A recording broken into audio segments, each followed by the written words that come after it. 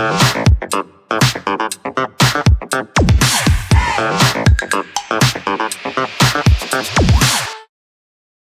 was the summer of '78, and I was playing in front of our neighbor Pappy's house.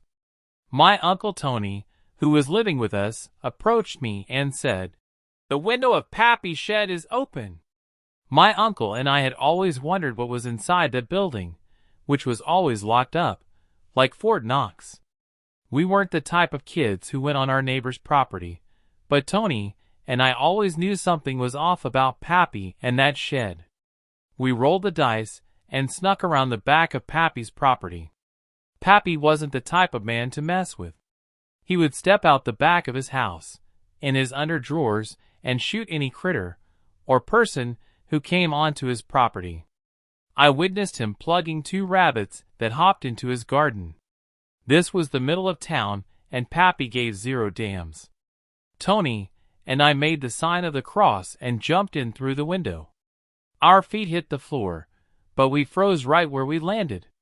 I couldn't believe my eyes. There in front of us was the most bizarre collection of items I have ever seen. A shelf full of jars with pickled heads, animals, spirits, and creatures that I knew no name for. But the strangest: 2 large glass jars with tiny people doing unknown dances, and another jar with a couple of shadows grinding up on each other. Tony grabbed my shoulder and said, "Witchcraft." Just then, we heard Pappy's Dodge D-150 come flying into his driveway.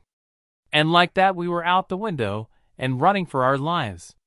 Back at the house, Tony warned me to not tell my dad, because neither one of us would be able to sit down for a month of Sundays. A week later, Tony joined the Navy and split town.